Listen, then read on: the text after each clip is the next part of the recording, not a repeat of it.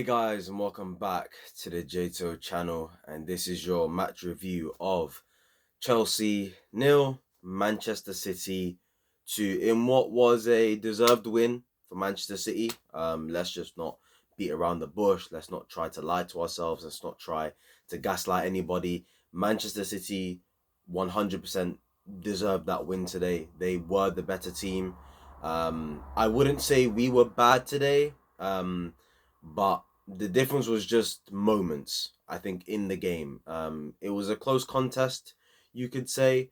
But there's a lot I think we've learned today about the system, about these players, and I'm kind of excited to get into it. Look, I'm not going to come on here and be negative like some people have already been, especially online. I've seen a lot of negativity online around this game, and it's not as bad as people are making it out to be. Yes, are there things we need to work on? Absolutely. But they may not be the things that you may think it will be. Or it's not as obvious as you think it may be. I think there were some positives today. I think there were some negatives today. So yeah, if you do enjoy this video, make sure to like, comment, subscribe, turn on those post notifications. And yeah, let's just get into it straight away. So obviously Enzo Maresca reveals the lineup for the first time, and I must say, to an extent, I was surprised today. The back five I was completely correct on. Sanchez, I told you, would be in goal. We'll get to him. Bloody hell. The back four was Cucurella, Colwill, Wesley Fofana, and Malo Gusto, as expected. We then had a midfield three of Enzo, Caicedo, and Lavia, of course, which to an extent surprised me, but I did say in my preview yesterday, don't be surprised if that midfield does get put in. But the front line, Palmer on the right and Nkunku on the left, Nicholas Jackson up front. Now, I was surprised to see Nicholas Jackson start because I thought to myself, is Jackson ready for the season? He's only had, 30 minutes of preseason. Is he ready really to, start the season off on a bang? I thought to myself, boy, he's playing the midfield of Enzo, Caicedo, Lavia. Does that mean he's going to invert a fullback? I hope he doesn't, because I believe with those three on the pitch, you don't need to do that. My only thing was with that lineup is I would have probably preferred Nkunku to play up front, because I think in a game like this against Manchester City, you need to have someone who's direct, someone who's going to get on the ball and really go at his man.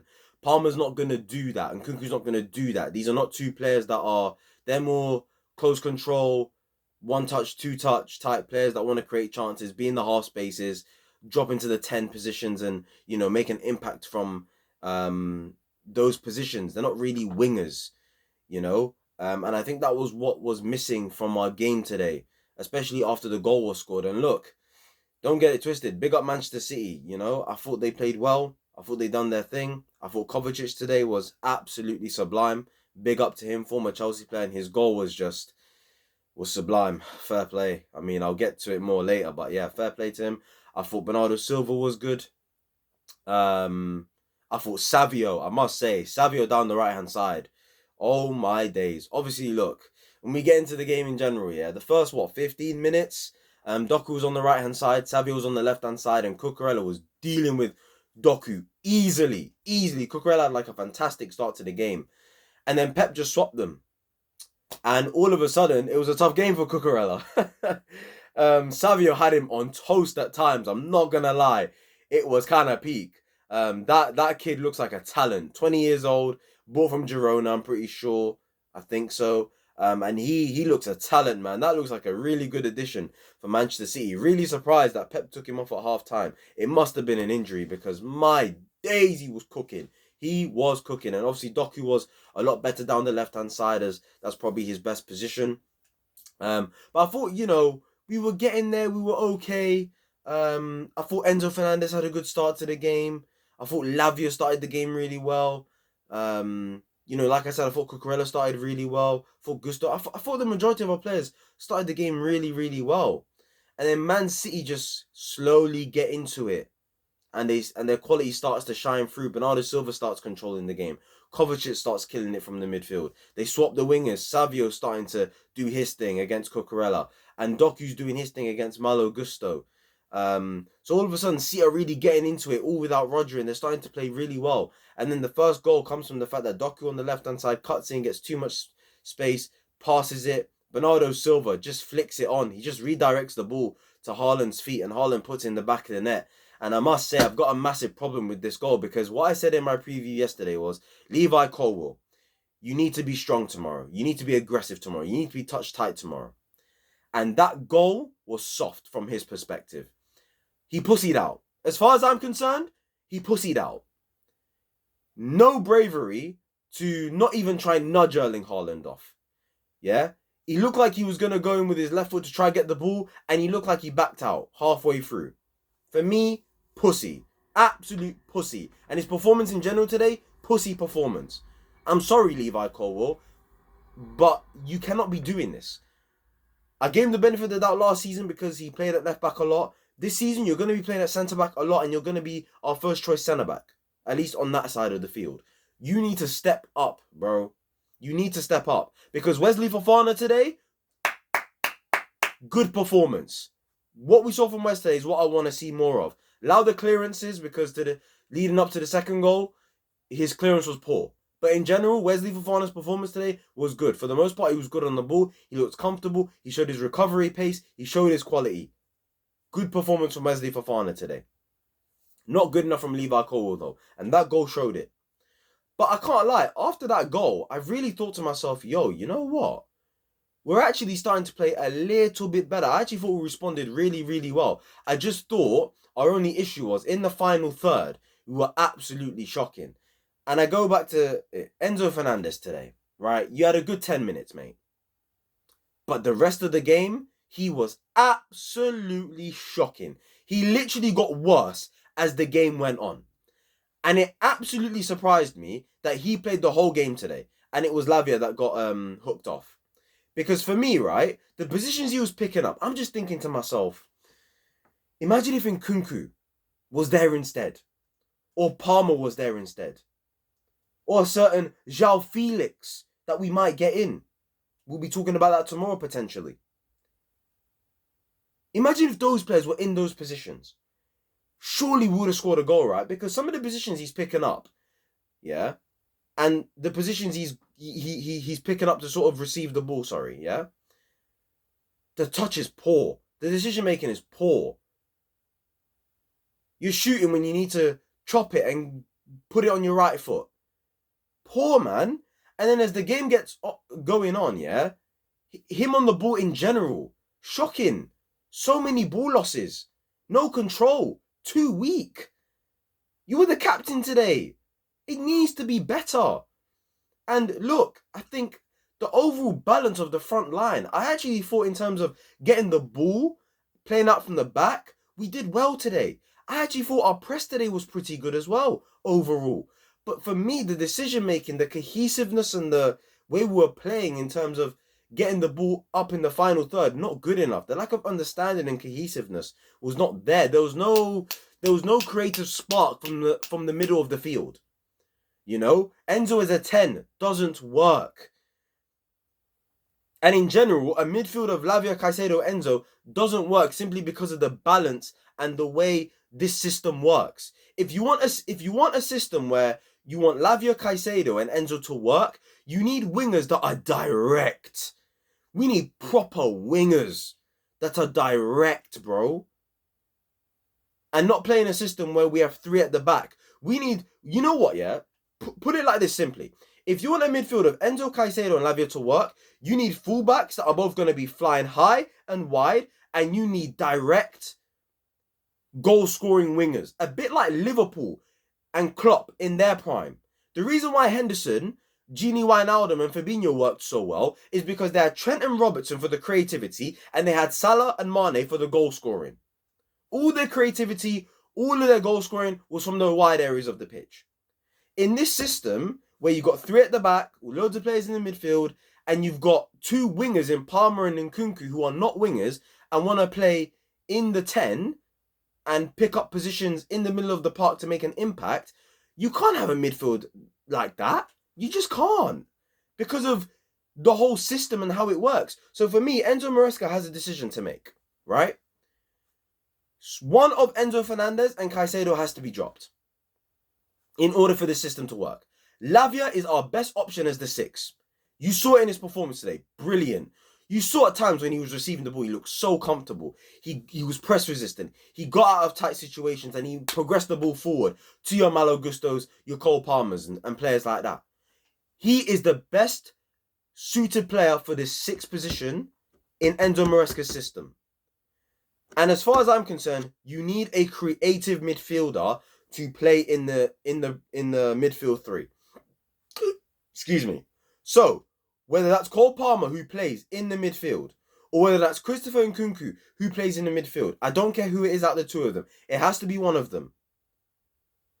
Because you need your Lavia, who's your 6, who's good on the ball, control the game, he's disciplined, he's good defensively, he's got the awareness. And then you have your creative spark. Your man who's going to link up with the two wingers that you hope are direct in your Netos and your Maduekes and players like that. Whether that's Nkunku or Palmer in there. And then one of Enzo and Caicedo have to be in. Enzo Maresca's been brave.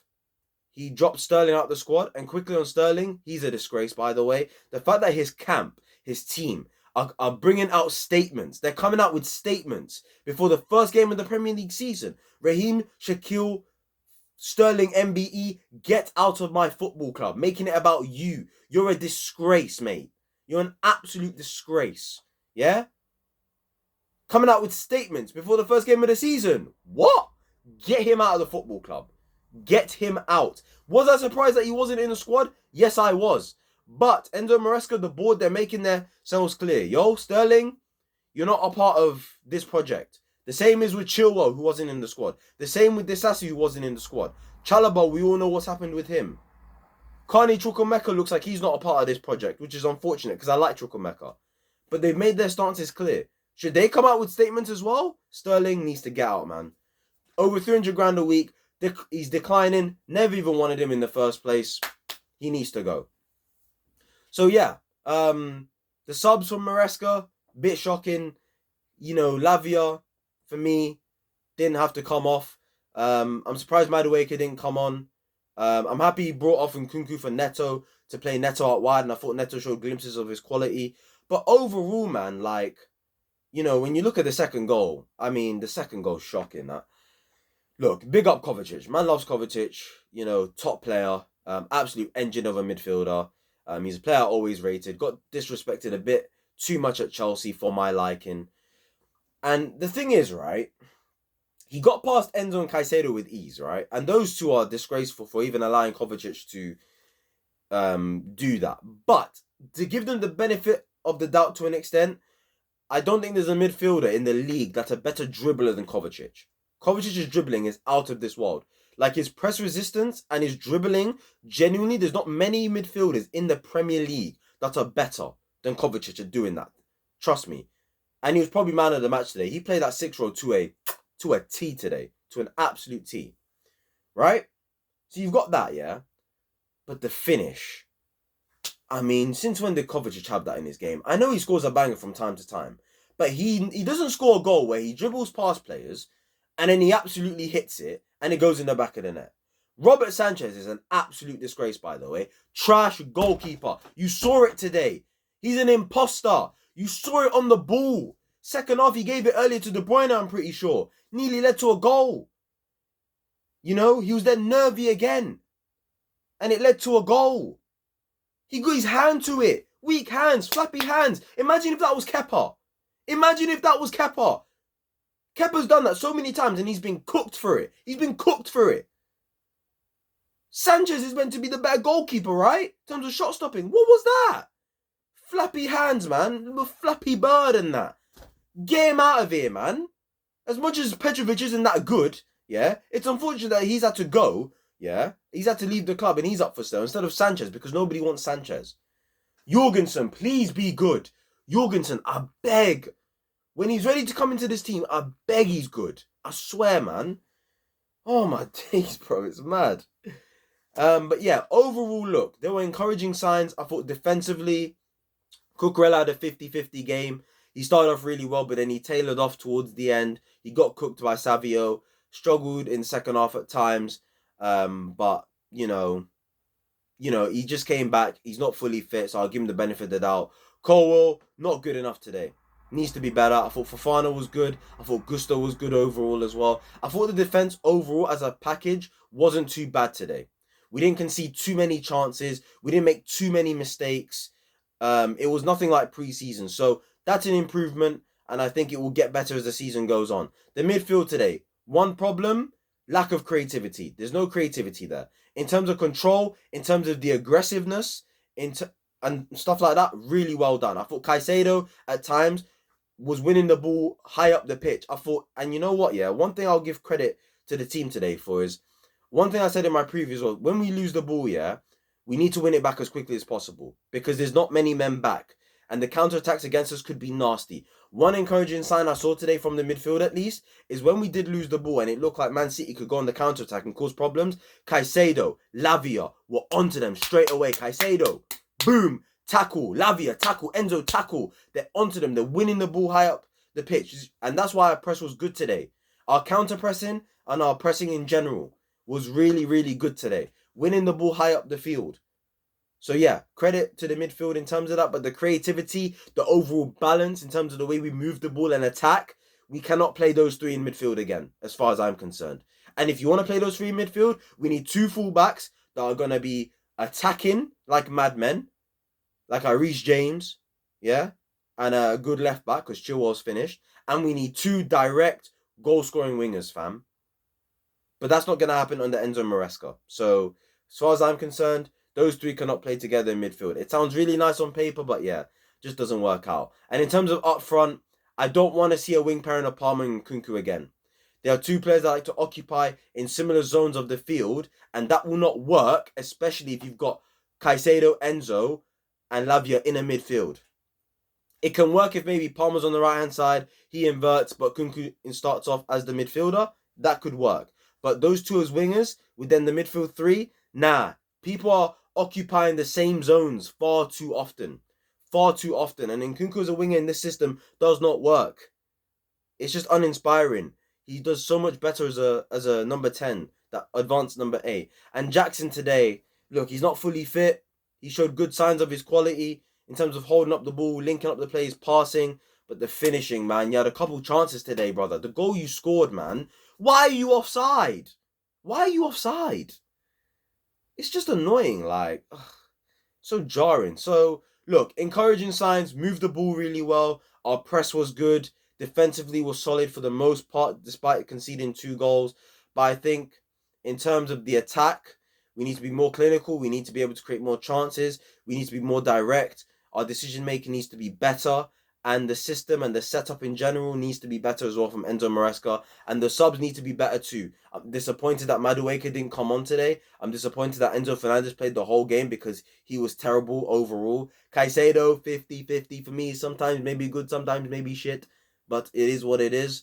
But yeah, encouraging signs. It wasn't as bad as people are making out to be. There are positives to take, but also there are negatives to take. But I'm looking forward to the future, man. There were principles there that I saw today that make me think, you know what? Despite the problems that I've laid out, if he just makes a few tweaks here and there, play a creative midfielder as part of the midfield three, get Neto out there on the pitch as well, we could be working with something, guys. And get me that striker as well. Hopefully we get Victor Osimhen in. So, yeah, guys, that's been your match review. Make sure to like, comment, subscribe, turn those post notifications. And yeah, man, hopefully I see you guys tomorrow or soon for a transfer news video. Hopefully we get some news around Gallagher and Felix and all these other guys that are making moves and that. So yeah, like, comment, subscribe. And yeah, I'll see you guys whenever I see you guys. Peace.